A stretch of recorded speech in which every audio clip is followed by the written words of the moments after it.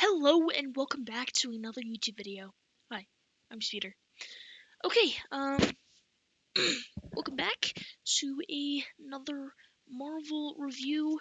It hasn't been that long since I filmed one of these at this point, since I filmed one yesterday, and posted it today. So next week I'll post this video, which is my review of Ant-Man, which is one of my personal, low stakes favorite movies. This is one of my favorite movies in the MCU. I'm just gonna say it right now. Maybe an unpopular opinion, maybe a popular opinion. I don't really know. But this is one of my favorites, and I don't know.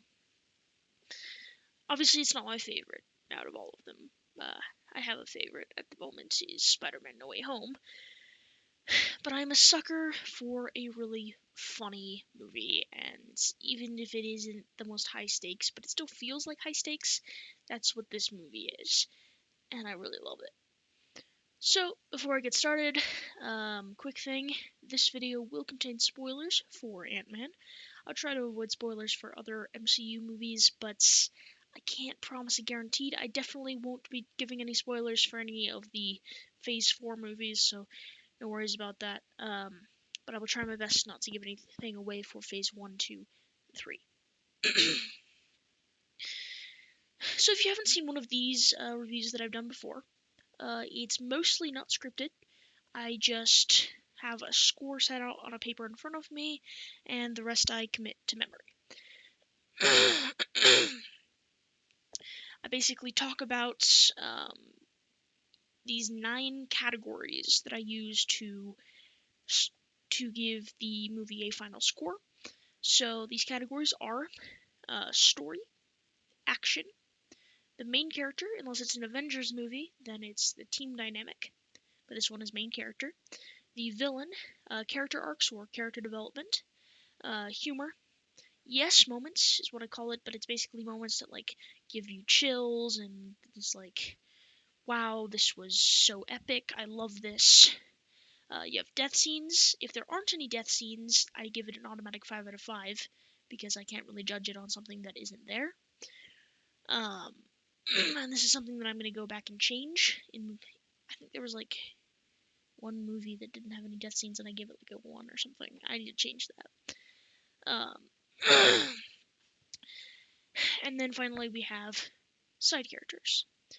So I score all of these from 1 to 5. So the lowest score that a movie can get, and none of them have gotten this, is a 9 out of 45, and the best score it can get is a 45 out of 45, which again is something no movie has gotten so far. Yeah. So I'm just going to get into the review. At the end of the video, I will talk about the next 4 videos that I will release, and I may also talk about the next 4 videos for my other 2 channels. I'm not exactly sure about that one yet, but I might. But definitely give the next 4 for this channel. Okay, let's start with story. So story, I give a 4 out of 5. It's good. It's a compelling story with a relatable main character, though not entirely relatable because he is technically a criminal. But overall, he has a relatable personality. He's kind of awkward, and he just really wants to be with his daughter after he was arrested for quote-unquote burglary after he robs a company that is crooked, basically. And it's a compelling story, in my opinion. Maybe not the most compelling in the MCU. Like Black Panther has a way better, more compelling story than this one does. But it's still good. And the reason I don't give it a 5 out of 5, because I'm usually pretty lenient here, is because there's a lot of plot holes, specifically with the Ant-Man suit and the Pym particles. Goodness, I can speak. Or not, I don't know. Yeah, whatever. You have the whole thing where when this human shrinks, it's like an ant. They can just, it's like they have like a similar weight or the same weight or something. I'm not exactly sure. It doesn't make a ton of sense, especially because we have the whole tank thing where he has a tank on his keychain and it isn't too heavy to carry. I'm still a little bit lost on that one. I'm not sure if it's a plot hole, but it feels like a plot hole. And just some of the ways they explain some things are a little bit, I feel like maybe over explained or just plot hole, like, it's a little bit confusing. And so, because of that, I'm just going to lower its score by 1, but it still has a pretty good, pretty relatable, pretty low stakes story overall, even though it does kind of still feel high stakes. What with the whole him selling these weapons to Hydra and everything. Next, we have action, this is a score I never thought I would give to action in basically a heist movie, is basically what this is. I give it a 5 out of 5 on action for a few reasons. First of all, if you haven't seen my previous, mostly my Avengers reviews, I've talked about how most of their battles in the Avengers movies, at least the 2 that I have done reviews on. I hope this isn't too much of a spoiler, if you happen to have not seen those. Which, if you haven't seen Avengers and Avengers Age of Ultron, I don't know why you're watching Ant-Man, but okay. Basically, I talked about how I find it less entertaining to I find it less compelling to watch a bunch of super powerful beings fight these faceless aliens or these faceless robots, and it makes it less. It's like you're giving these heroes something to punch, and it makes it less compelling. But in this movie, it's much more one-on-one. There's a lot of hand-to-hand combat. Even though that isn't the entire thing, there isn't really any just faceless fights. I mean, you have the end fight scene is pretty personal. Though it isn't my favorite end fight scene in the MCU, it has a decent end fight scene, and it's very low stakes. Um, but other fight scenes that I really like are ones like the Ant-Man versus Falcon fight scene. That's really good. And the whole heist itself has some good action in it, and I like that. It's very personal fights, and I like it. It may not be my favorite action in the whole MCU, but one thing I really like about it isn't just that it's personal, but it has good effects. Like, the effects in this movie stand today. They're still good, in my opinion at least. I think this movie looks really good visually, especially the quantum realm, and there's all sorts of cool effects that I still really like, even though maybe there's some better stuff out there. It doesn't look like the crappy CGI that I've seen in the past. It's not crappy CGI. I think it's decent, if not good, pretty good CGI. And so the way it looks and the fact that it's more personal, I just love both of those things so much, and so I'm going to give it a 5 out of 5 on action, which is something I never expected to do, like I said. Okay, next is the main character, which again I gave a 5 out of 5. I just love Scott Lang. He's not my favorite character in the MCU. I kind of prefer Peter Parker, or Spider-Man, one and the same. But Scott Lang, he's decently relatable. I don't personally relate to him as much as some other people would, but he's a decently relatable character. I mean, he has a very quirky personality, and that's good. He's very funny, he's a pretty well crafted character who has an actually good motivation for what he does. He wants to see his daughter. He wants to have a relationship with his daughter, which he never got to have because he was sent to prison because of a corrupt company that he robbed. And yeah, he's not a perfect person, and that's another thing that makes him a good character. Um, he is one of my favorite characters in the MCU. There are a few that I prefer, like I said. Um, I think Peter Parker's pretty commonly known to be in the MCU, and like I said, I wasn't going to give any spoilers for Phase 4, but there are two female characters who I do prefer. And of course, I think I also prefer Black Widow or Natasha Romanoff, but there are two other characters, both female, who I like a little more than Scott Lang, but he's still one of my favorites, regardless. And so, yeah, I give my character a 5 out of 5 because I think he's a really good character who has an actually good motivation that is something that a normal person would have. Alright, moving on to villain. This may not be one of the film's biggest strong suits, like main character in action, but the villain in this movie is still pretty good. Sure, you have the whole thing with the Pym particles messing with his brain.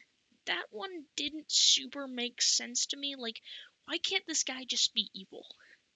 Like, I really like a villain who has a backstory and has good motivation, but this villain felt like he would be better if he was just evil. Like, make him a psychopath. Don't make it the Pym particles messed with his brain. Sure, they say that he wasn't exactly, uh, just, I don't know. They try to over-explain it. They try to give him a reason for being why he is. But the thing is, do we ever really see the Pym particles messing with Scott's mind? Who definitely wore the suit more? Even Hank, I mean, sure, he's become, like, more angry and things like that, but that can be just explained by the fact that his wife was taken to the quantum realm and is at least believed to be dead. There are a couple hints in this movie that she may still be alive in the quantum realm. But yeah, I don't know. It's just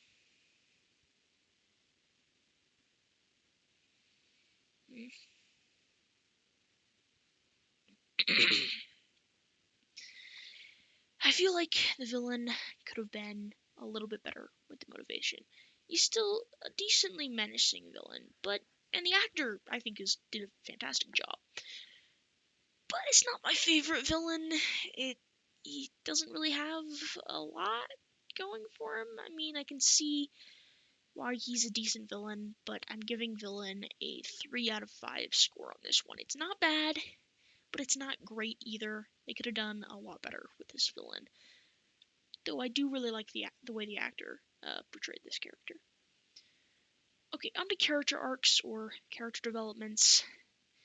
There's not a lot of character development in this film. Sure, there are a few things like Hope growing to like Scott more, and you have Scott changing his ways just a little bit. You have um, Scott's ex's new fiance becoming more warmed up to Scott. I mean, you have all that, but it's still not. There's not really room for these characters to grow too much, but I feel like there could have been more growth. There wasn't a ton. So I am gonna have to give character development a 2 out of 5. I'm sorry if anyone thinks that's unfair, but this movie was decently high scoring. Um, it just has a few low points, like very low points, and then a few very high points, and then a couple of points that are in the middle, like the villain. Okay, we're moving on to this movie's next high point, which is the humor, which again I gave a 5 out of 5. I found myself laughing at the second half of this movie so much. I mean, the first half, The first half could use a little bit of work, but the second half of this movie is just phenomenal. It's great. Uh, and the first half is still really good as well. But yeah, the second half is definitely better in this one, as is a common theme throughout a lot of the MCU. They're not everything in the MCU is like that, but a lot of things are. Second half being better. Louise is a hilarious character, and Scott is hilarious, and the banter with Scott and Hope, that's great. Yeah, I also very much ship Scott and Hope. I haven't read the comics, so I don't know, but in the MCU itself, I definitely ship that. And their banter is great. This is just a very hilarious movie, and that's probably its biggest strong suit is the humor. It's not the funniest movie in the MCU, but it's one of the funniest movies in the MCU. And it doesn't really stay serious for that long. There's always like a comic moment, and so I'm gonna give it a comedic moment. That's the word I was going for. Comic moment. Goodness gracious, Speeder. Okay, yeah, the humor 10 out of 10, or in this case, 5 out of 5. Okay, moving on to yes moments. This is one of the movie's 2 low points. There was maybe like 1 or 2 moments, not even that. There was like maybe 1 moment in the whole film where I got chills. It's not really a very big, like, goosebump film. It's like I said before, it's very small scale. There's a lot of small scale things in this movie. I mean, literally, the main character of this movie shrinks to the size of an ant. So, it's very small scale. And so there weren't exactly a lot of moments where I got chills. There were not a lot of moments where I shouted, yes! There might have been 1. But that's really it. And so it wasn't super strong in this area. But it wasn't the worst it could be. I've seen worse when it comes to yes moments. So I'm giving it a 2 out of 5 instead of a 1 out of 5. Okay, on to one of the film's almost good strong points, death scenes. There is one actual death scene. I mean, sure, there are like a couple others, like with some animals that we don't care about as much, like the lambs, which was still terrible and sad. So I am going to count that in a little bit. And of course, we have the businessman who was purely there so that the villain could kill him, which was interesting. But the saddest deaths in this movie were animal deaths, including sweet, poor Antony. May he rest in peace. And I gotta say, I might have shed a little bit of tears at the animal deaths in this movie because they were just very sad and a bit disturbing. But yeah, that's the main thing. Anyways, moving on to side characters. This is another one of the movie's big strong points. A 5 out of 5 on the side characters. I love Louise, and is it Louise or Louis? Or is that just how you say it in Spanish? I don't really know, man. I'm just gonna go with Louise. I'm so sorry if I'm saying that wrong. I also love Hope, and Hank, well, he could use some work. Has his funny moments, so I'll give him that. I don't know, and of course you have Falcon, who's great in his scene.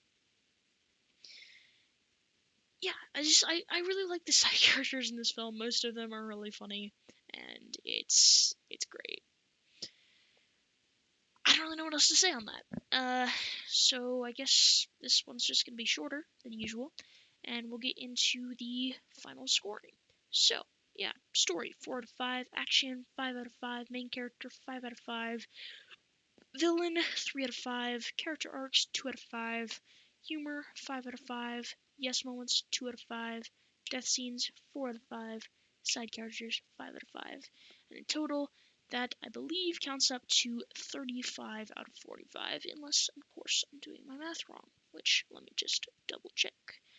I see that's 10, 14, 17, 20, 21, 22, 23, 24, 25, 26, 27, 28, 29, 30, 31, 32, 33. Yep, I believe it's 35 out of 45, which is better than the Avengers Age of Ultron review that I did last week, or in my case, yesterday. But it's not as up high as some other ones. But this is still a very good movie, and I very much love it, and it has a decently high score. Kind of wish I'd given it something big, but it has a couple of like really low points on this, like the character arcs and the yes moments. And if it wasn't for those two things, if they had scored a little bit higher, and if the villain had been a little bit better, then this one would have scored a lot higher. But it has those three kind of lower points that other films just didn't have. So it goes a little bit lower, but higher than some of the bad ones, like The Incredible Hulk and Thor: The Dark World, which are two movies that I very much dislike.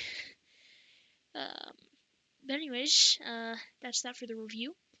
So for the next 4 weeks, next week I will be doing a review of Encanto, which is Disney's newest movie, which I have now seen 4 times. Once for myself, once with my parents, once with my brother, Palar, and once with my sister, who has given me permission to share her name, so my sister, Sarah.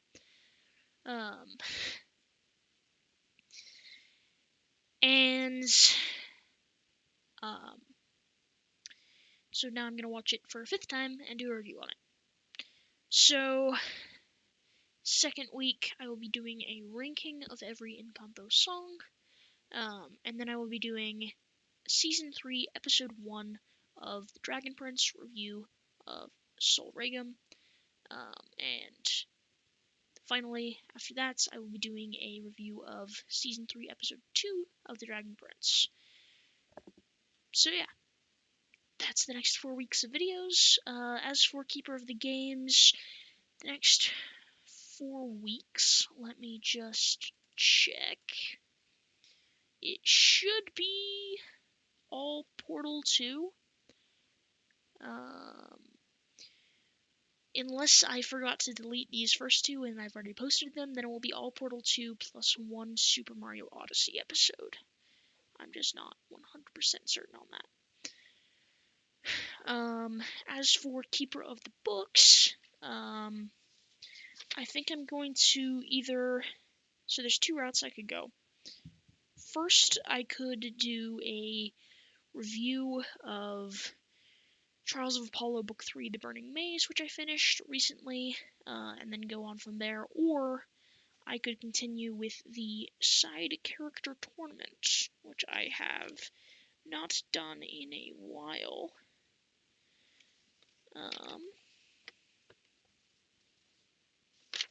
And it looks like the next round that I would be doing is Hermione Granger from Harry Potter versus Leo Valdez from Heroes of Olympus and The Trials of Apollo, to the point that I've read too. And then the second week would be a round Halt from Ranger's Apprentice versus Ginny Weasley from Harry Potter. And the third week would be Rodin from the Ascendants, or the False Prince, versus Jason from Heroes of Olympus and Trials of Apollo. And then the last one would be the first of the second round of the side character tournament, which would be Lynn Song from Keeper of the Lost Cities versus Dex Disney from Keeper of the Lost Cities. So those first three things that I mentioned will definitely be there. But I'm not sure about the Lynn versus Dex round because I may do a review of the Burning Maze. I'm not exactly sure on that yet, but I will decide soon. So anyways, that is all for today. I will see you guys next time. Bye.